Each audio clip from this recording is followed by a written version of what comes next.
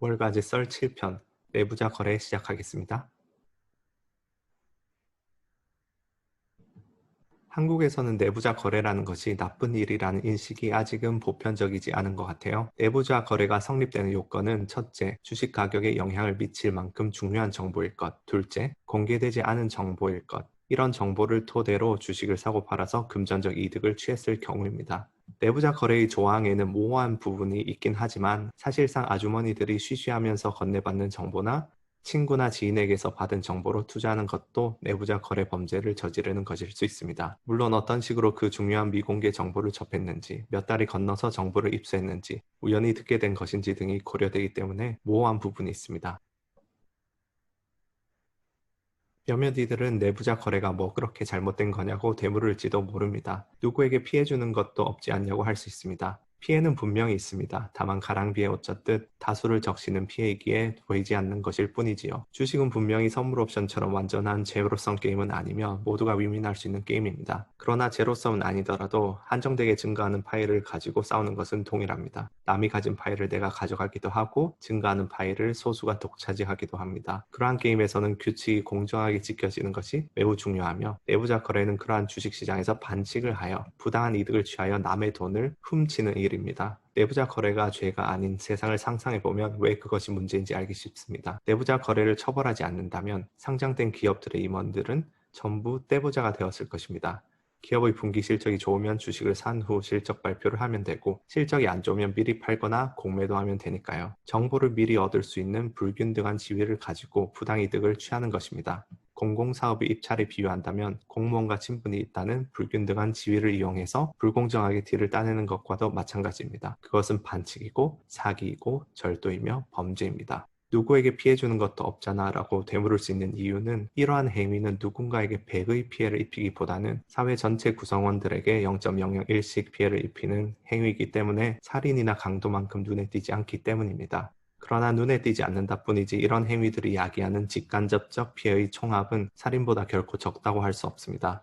질 나쁜 부패 공무원들이 뇌물을 받는 행위도 이와 비슷합니다. 누구에게 직접적인 피해를 주는 것은 없지만 전 국민의 혈세를 1인당 소액씩 훔쳐갑니다.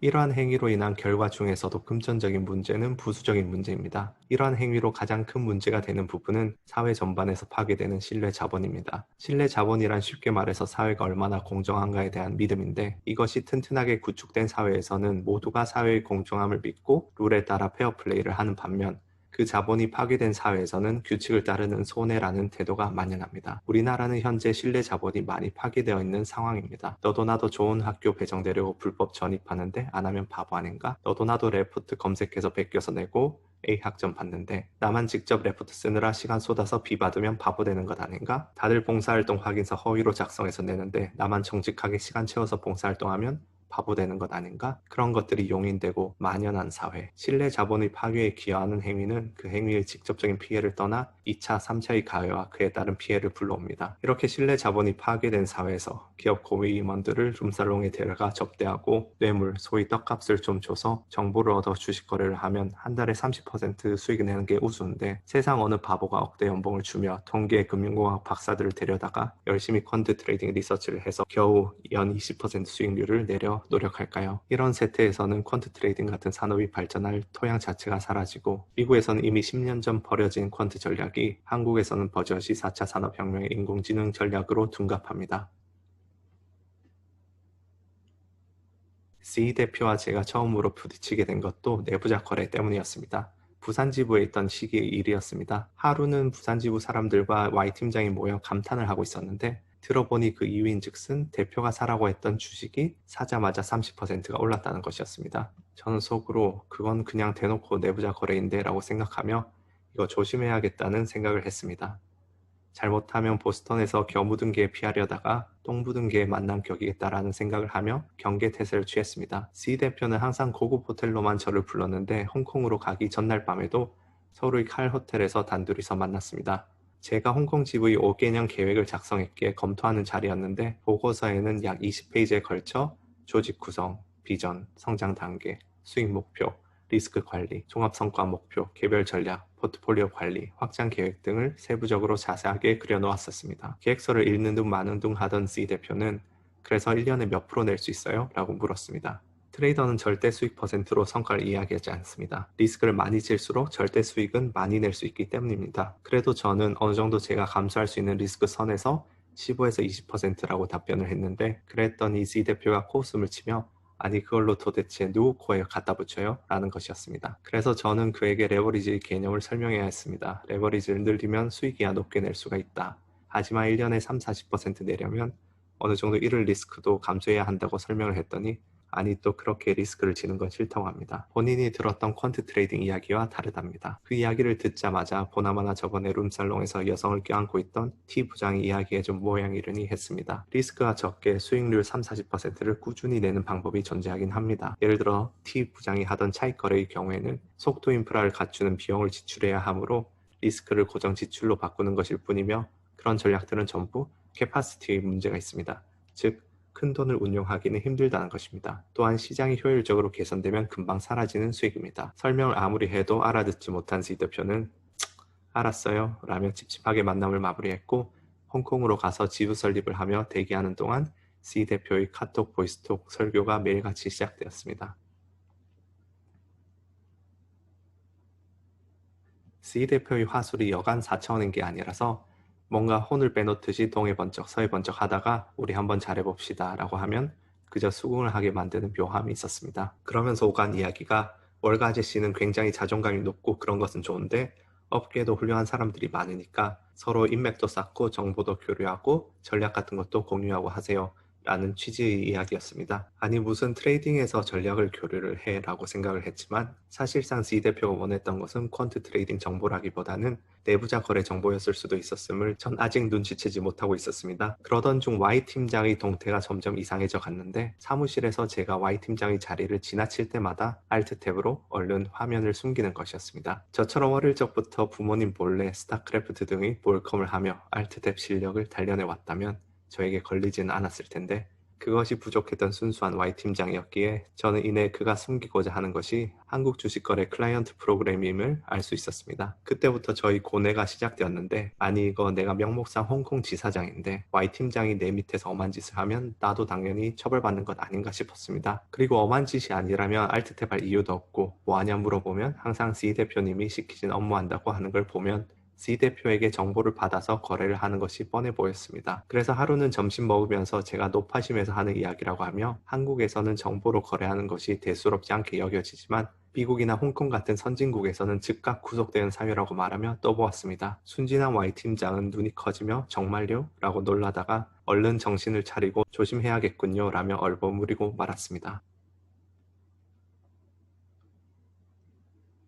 Y 팀장의 수상한 동태는 이뿐만이 아니었는데, 하루는 제가 또 1시간짜리 C 대표의 설교를 듣다가 빡이 쳐서 사무실로 돌아와 15에서 20%를 누구 코에 붙이냐고 한 것도 그렇고, 인맥 통해서 전략 공유하라는 것도 그렇고, 대표님이 트레이딩에 대해 잘 모르시는 것 같다라고 이야기를 한 적이 있습니다. 그런데 그 직후 C 대표에게서 밤에 전화가 와서는 고래고래 성질을 내며 월가 아저씨가 뭐 그렇게 잘났냐고, 고고한 듯이 그런 정보 공유한 것도 안 하고 월가 아저씨가 비즈니스 스킬에 대해 뭘 아냐고, 이런 것들 다 하이레벨 스킬이라고 난리 법석인 것이었습니다. 그때 문득 깨달았습니다. 아, 이쪽의 동태가 새고 있구나. 내가 대표의 연락책이 아니라 누군가 이쪽 이야기를 C 대표에게 보고를 하고 있구나. 내가 너무 안이하게 생각했구나. 하긴 애초에 30대 초반짜리에게 홍콩 지사를 맡겨놓을 리가 없었습니다. 누군지는 자명했습니다. 미국에서 박사를 하다 온 J씨는 그런 행동을 할 인성이 아니었고, 막내 사원은 이런 일에 연루되기엔 너무나 갓 학부 졸업한 꼬꼬마였으며 남는 것은 Y 팀장밖에 없었습니다. 제가 이전에 아직 이 회사에 대해서 긴가민가 하던 때에 Y 팀장에게 C 대표를 어떻게 알게 되었냐, 어떤 사람이냐 물었을 때 Y 팀장은 본인도 C 대표에 대해서 잘 모르는데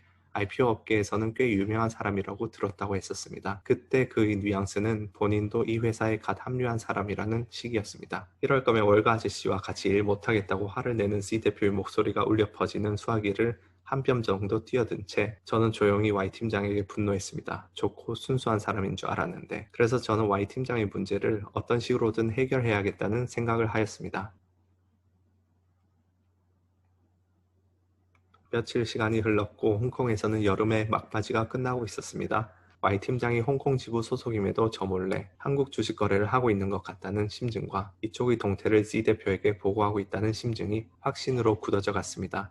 게다가 혹시나 무슨 일이 생기면 죄를 제게 뒤집어 씌우려고 바지 사장 격으로 홍콩 지사장에 앉은 게 아닌가 그런 의심도 들었습니다. 그러지 않고서야 30대 초반인 저를 30대 중후반인 Y팀장의 상사로 앉힐 이유는 없었습니다. 저는 C대표를 떠보기 위해 C대표에게 저는 여러모로 Y팀장을 신뢰할 수 없을 것 같다고 전달했습니다. 그런데 제가 상상했던 것 이상으로 C대표의 반응은 격렬했습니다. 전화로 제게 거의 1시간 동안 Y팀장을 변호하면서 저에 대해서는 뭐가 그리 잘났냐는 식의 공격을 하는 것이었습니다. 이상함을 느꼈습니다. 분명히 Y팀장이 했던 말로 미루어 봤을 때 두 사람은 그렇게 친하거나 잘 아는 사이 같지는 않았는데 뭔가 이상했습니다. 결국 C대표는 저를 한국으로 소환했습니다.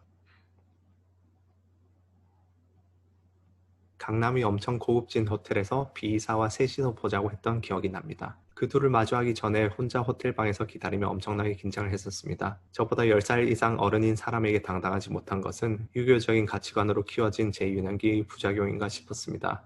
그래도 할 것은 해야지 싶어서 휴대폰에 녹음 앱을 다운받았습니다. 저는 합법적인 선상에서 제 자신을 지키기 위한 모든 노력을 할 생각이었습니다. 녹취에 관한 법률은 미국에서는 주별로 상의해서 주의할 필요가 있습니다. 어떤 주에서는 쌍방의 합의 하에만 녹취가 합법이지만 어떤 주에서는 한쪽의 동의로도 합법입니다. 즉 본인만 동의하면 된다는 것입니다. 한국의 경우는 후자라서 제가 대화 당사자의 경우에는 상대방의 동의를 구하지 않아도 합법적으로 녹취를 할 수 있으며 법정에서 증거 자료로 쓸 수 있습니다. 물론 대화 당사자가 아닌데 녹취를 하는 것은 불법입니다. 내부자 거래를 하다가 혹시나 금감원에 걸리게 되면 바지 사장 같은 존재로 뭔가 뒤집어 씌우려고 그런 건가 하는 의심이 있었기에 녹음 기능을 틀어두었습니다. 곧 둘이 들어왔습니다. 저는 호텔 방의 데스크의 의자에 앉아 있었는데 C 대표는 저희 맞은편에 앉아 대면을 했고 덩치가 크고 살집이 있는 B 이사는 고압적으로 저를 내려다보는 자세로 비스듬히 테이블에 걸터 섰습니다. 아마 C 대표가 B 이사에게 그런 식으로 분위기 좀 내라고 말했으리라 짐작했지만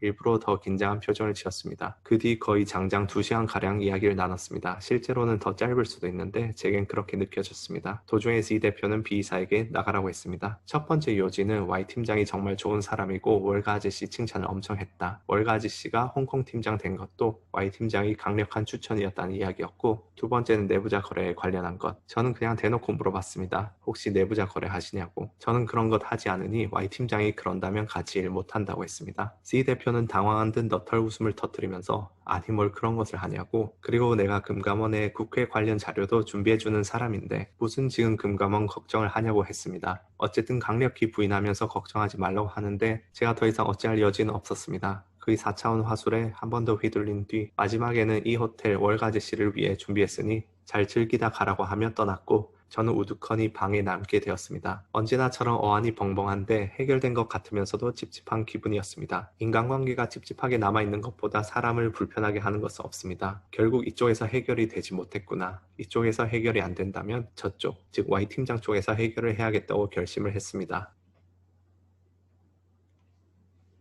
며칠 후 홍콩행 비행기를 다시 탔습니다. 공항을 이륙하면서 비참한 심경이 들었습니다. 예전의 저였다면 당장에 이딴 회사 때려쳤는데 불과 반년 전에 저는 보스턴에서 당당하게 투자자들에게 보여준 수익 계산을 제대로 하지 않았다고 사직서를 던지고 나왔는데 그것보다 훨씬 더 심각한 내부자 거래 의심을 하면서도 이번에도 몇 개월 안 돼서 사직해버리면 레주메가 너무 안 좋게 변해버리니까 아니 그걸 떠나서 이젠 미국 비자도 없고 한국에서도 날 받아주는 곳은 없으니까 목구멍이 포도청이니까 예전처럼 당당하게 사직서를 못 던지는 자신이 한심하고 서글펐습니다. 그래도 금뱅이도 부르듯이 이번에는 주어진 상황에서 최선을 다하자 생각했습니다. 홍콩으로 돌아간 저는 Y팀장과 술 한잔 하자고 했습니다. 센트럴의 랑콰이펑이라는 번화가의 구석에 있는 한적한 맥주집으로 갔습니다. 이른 저녁이라 맥주집은 텅 비어 있었고 주변에는 둘뿐이었습니다.